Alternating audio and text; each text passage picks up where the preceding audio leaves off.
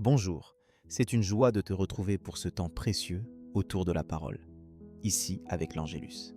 Aujourd'hui, je t'invite à t'arrêter un instant, à respirer et à ouvrir ton cœur à ce que Dieu veut te dire, là, au milieu de tes réalités, de tes questions ou de tes défis.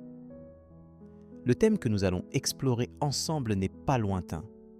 Il touche à la confiance, à l'abandon, à ce que tu fais face à l'inattendu ou à l'incompréhensible dans ta propre vie. Peut-être es-tu en ce moment même dans une période où tu ne comprends pas tout, où l'avenir te paraît incertain, où tu ressens le poids d'une promesse qui semble trop grande pour toi. Aujourd'hui, nous allons regarder comment Dieu, dans sa tendresse, s'adresse à ceux qui doutent, qui craignent, qui se sentent dépassés par les événements. L'évangile de ce jour est un véritable trésor. Dans ce récit, Dieu ne s'adresse pas à une héroïne forte de ses propres forces, mais à une jeune fille ordinaire, bouleversée, qui va oser la confiance alors que tout aurait pu la faire reculer. C'est là que ton histoire rejoint la sienne. Dieu ne cherche pas des personnes parfaites, mais des cœurs qui acceptent d'ouvrir la porte à son action, même quand tout semble impossible ou incompréhensible. Écoute bien, car ce texte porte une promesse qui peut transformer ta façon de regarder ta propre vie, tes propres questions. Lecture de l'Évangile. Luc chapitre 1, versets 26 à 38.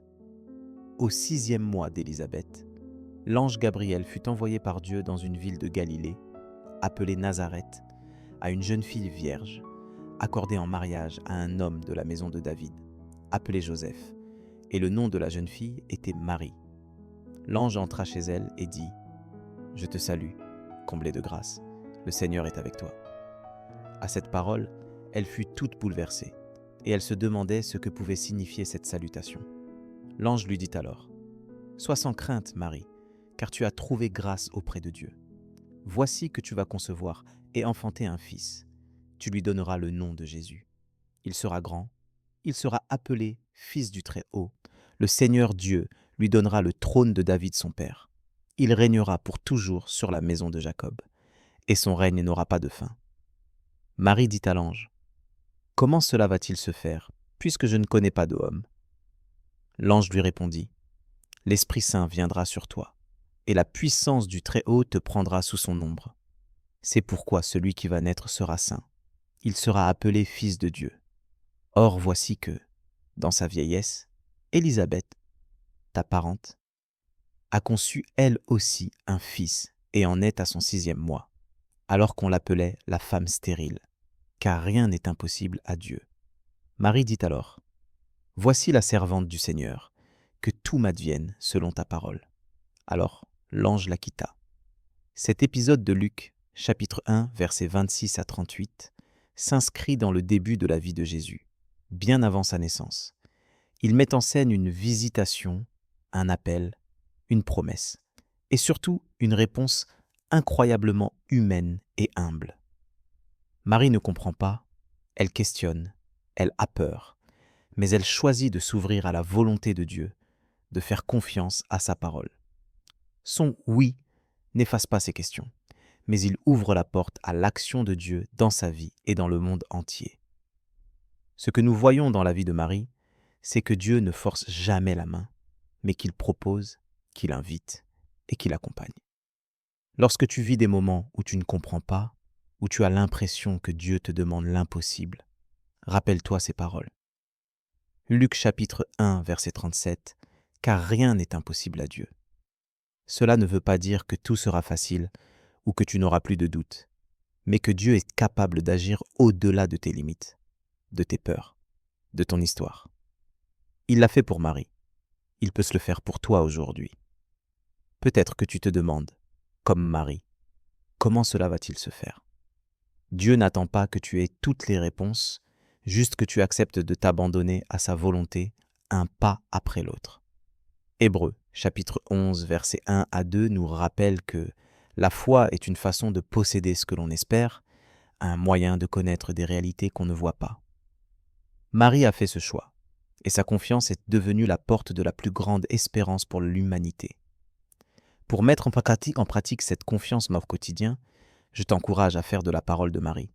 Voici la servante du Seigneur. Que tout m'advienne selon ta parole. Une prière simple et sincère chaque matin. Peu importe ce que la journée te réserve, tu peux remettre à Dieu tes peurs, tes projets, tes incertitudes. Philippiens chapitre 4, versets 6 à 7 t'y encourage aussi. Ne vous inquiétez de rien, mais en toute chose, faites connaître vos besoins à Dieu par des prières et des supplications. Il veut prendre soin de ce qui t'inquiète. Je te propose maintenant de prier ensemble, simplement, avec un cœur ouvert, pour accueillir cette confiance et cet abandon dans ta propre vie. Seigneur, merci pour ta parole qui éclaire mes pas et apaise mes craintes. Aujourd'hui, comme Marie, je me présente devant toi avec mes questions, mes doutes et mes limites. Je te demande de venir toucher mon cœur là où j'ai du mal à comprendre, là où j'ai peur de m'abandonner à ta volonté. Donne-moi la grâce de croire que rien n'est impossible pour toi, même quand tout me semble obscur ou incertain. Aide-moi à faire silence pour entendre ta voix, à reconnaître tes invitations, même au cœur de l'ordinaire de ma vie. Que ton Esprit Saint vienne me couvrir de sa paix et m'aider à dire un oui sincère, même si ce oui porte encore des tremblements.